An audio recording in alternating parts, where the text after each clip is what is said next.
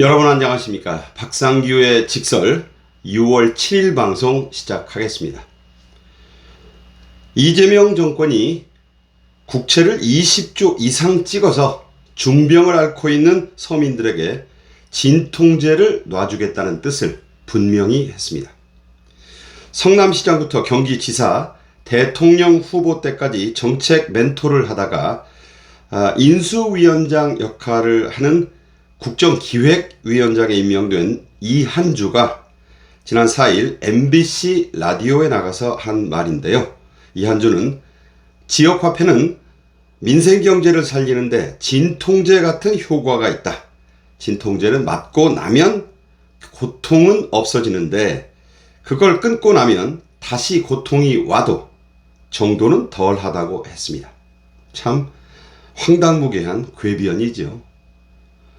원래 명의는 근치, 즉 근본적 치료에 중점을 두는 법인데 진통제로 순간적인 고통만 없애자는 사이비 돌팔이 의사임을 자백한 그런 말이죠. 전북대 상대를 다니면서 공부보다는 좌파 학생운동에 몰입했던 국민의힘 정책위원장 진성준은 이한주가 이런 소리를 한 이틀 뒤에 같은 MBC 라디오에 출연해서 약 20조 원의 2차 추경 규모와 전국민 25만원 민생회복 지원금 등을 상세히 선전했습니다. 이 내용을 다시 들어보시면 정말 황당하죠. 하지만 진성준은 이 막대한 추경의 구체적인 재원 마련 방안에 대해서는 한마디도 하지 않았습니다. 할 말이 없어요. 최근 한국은행은 올해 우리나라의 경제 성장률을 0.8%로 전망했습니다. 이것은 사실상 마이너스 성장을 예측한 것이나 다름이 없습니다. 전문가들의 공통된 분석이에요. 이런 상황에서는 정상적인 재원 마련 방안인 증세는 아예 불가능하고 지금 들어오고 있는 세금 수입도 오히려 줄어들 가능성, 그대로 오면 그나마 다행이고 줄어들 가능성이 매우 큽니다. 세금 낼 수입이 있어야죠. 더욱이 이재명 정권이 밀어붙이려는 이 2차 추경은 1차 추경보다 규모가 더 커졌기 때문에 유일한 재원 조달 방법은 국채 발행이 유일합니다. 국채, 나라 빚인 거예요. 20조 원의 국채를 발행하면 우리나라의 채무는 역대 최대 규모인 1280조 8천억 원까지 늘어나게 됩니다. 이것은 우리나라의 GDP, 즉 국내 총생산의 48.4%로 증가하게 됩니다. 이재명 후보는 대선 기간 중에 나라 빚을 왜 국민들이 걱정하느냐, 미국을 봐라, 이거 우리에게 비하면 엄청나게 많다, 나라 빚 10배 늘어도 상관없다, 이런 말을 계속 했다는 점을 상기해 주시기 바랍니다. 좀 더 알기 쉽게 말씀드리면 이재명 정권이 2차 추경을 편성하고 여기에 들어갈 약 20조 원을 국채 발행으로 충당을 하게 되면 우리나라의 국가 채무는 올 연말에 가면 1300조 원을 넘어설 것으로 전망됩니다. 역시 이 사상 최대 규모가 돼서 국가의 재정 건전성은 더욱 나빠지게 됩니다. 아마 이재명 정권에서 이 재정 건전성 얘기하면 아마 역적 취급받을 거예요. 그걸 네가 왜 걱정해? 그런 식이에요 지금. 진성준은 이 MBC 라디오에서 대통령의 판단과 여력에 따라, 여력이 어디 있습니까?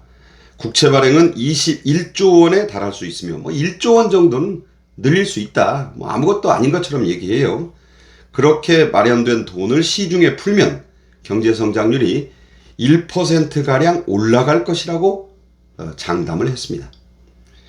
문재인 때부터 민주당의 정책 기획을 맡아온 진성준은 아무런 효과도 없는 것으로 드러난, 실제 이 소득이 경제성장에 미치는 영향은 30% 이하라는 것이 이미 입증이 돼 있습니다. 그런 소득 주도 성장론을 앞장서서 끌고 간 자인데, 자, 이번 이재명 정권에서도 같은 전철을 지금 밟고 있습니다. 그 결과가 어떨까요?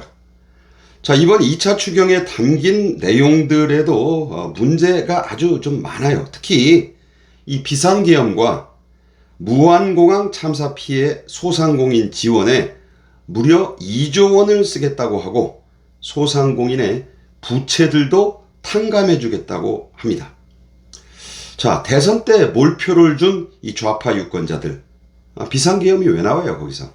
또 80% 넘는 일방적 지지를 해준 호남에 보훈을 하겠다는 것 이상도 이하도 아닙니다. 특히 부채 탕감은요, moral hazard, 즉 도덕적 해이를 불러서 성실하게 빚을 갚아온 분들만 허탈하게 할 뿐입니다. 이게 심각한 갈등도 유발할 것입니다.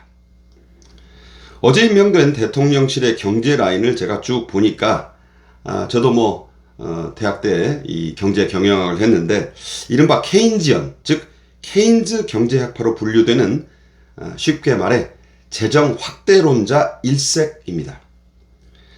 정책실장에 임명된 김용범은 문재인 정권에서 기재부 1차관을 지낸 뒤에 가상자산인 코인 관련 업계로 이직해서 연봉을 아주 많이 받았습니다.